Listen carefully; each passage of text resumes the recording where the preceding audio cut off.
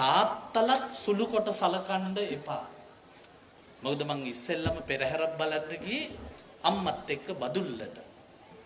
මට එතකොට වයස 4යි.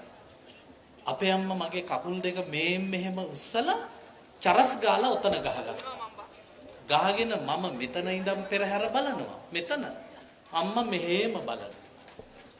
අපේ අම්මා දන්නේ පුංචි පිරිමි ළමයෙක්ගේ කකුල් දෙක පළල් කරලා චරස් ගාලා ගැහුවම කොල්ලන්ට තරු පේන බව.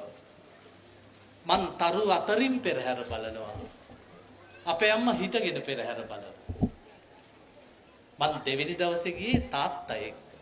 අපේ තාත්තා අල්ලගත්ත මගේ කකුල් දෙක හිමින් උස්සලා මෙතන තියලා බලපම් පුතේ පෙරහැර කිව්වා.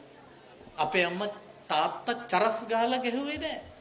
මොකද අපේ තාත්තා අත්දැකීමෙන්ම දන්නවා එහෙම ගැව්වොත් කොල්ලන්ට තර පේන බව. මගේ තාත්තා තමයි මට පුරුදු කළේ තාත්තට යන්න බැරි වෙච්ච සමාජ සංස්කෘතියට මාව උස්සලා තියන. පිය සෙනෙහස හරි අමුතු දෙයක්. මෙතනත් ওই තාත්තලා ගොඩක් ඉන්නේ. ওই තාත්තලගේ ආදරේ කොයි වගේද දන්නවද? ප්‍රයිවට් බස් එකේ කොන්දොස්තරගේ රුපියල් 2 වගේ. කොන්දොස්තර රුපියල් 2 අපිට දෙන්නේ නෑ. අපි ඉල්ලන්නෙත් නෑ. අපි හොඳටම දන්නවා රුපියල් 2 කොන්දොස්තර මහත්තයා දුන්නේ නෑ කියලා. අපි ඉල්ලන්නෙත් නෑ, එයා දෙන්නෙත් නෑ. තාත්තගේ ආදරෙත් එහෙමයි. පිය සෙනෙහස තියෙන්නේ කොතනද දන්නවද? තාත්තගේ ඇට මිදුළු අස්සේ. තාත්තගේ ලේ අස්සේ. තාත්තගේ හෘදය වස්තුවේ.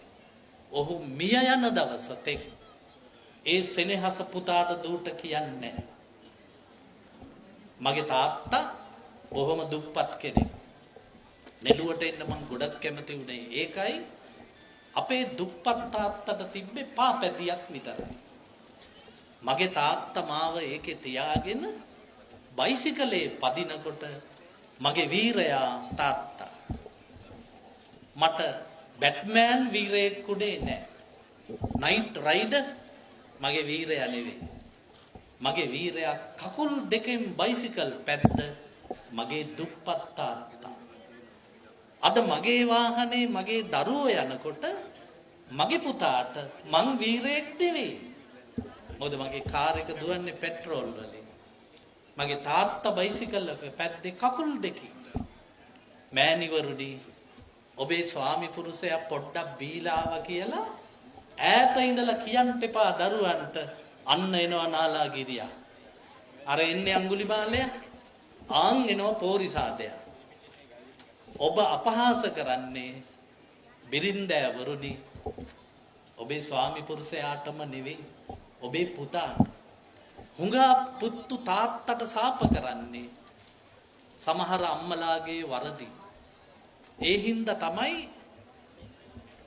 පිරිමි ළමයි පවා පපුවේ ගහගත්තේ අම්මා බුදු වේවා කියලා. ඒත් ඇත්තටම තාම බුදු වෙලා තියෙන්නෙම පිරිමි. ලෝකේ එක පිරිමියෙක්වත් හැර කිසිදු ගැහණියක් බුදු ගන්නේ නැහැ. ඊළඟට බුදු වෙන්නේ මෛත්‍රී බෝධිසත්වයෝ. මෛත්‍රී බෝධිසත්වයෝ. පිරිමින් බුදු වෙන රටක පිරිමි කොල්ලෝ ලියාගත්තේ පපු කැනැත්තේ අම්මා බුදු වේවා. ඇත්තටම ඊළඟට බුදු වෙන්නේ පිරිමිය.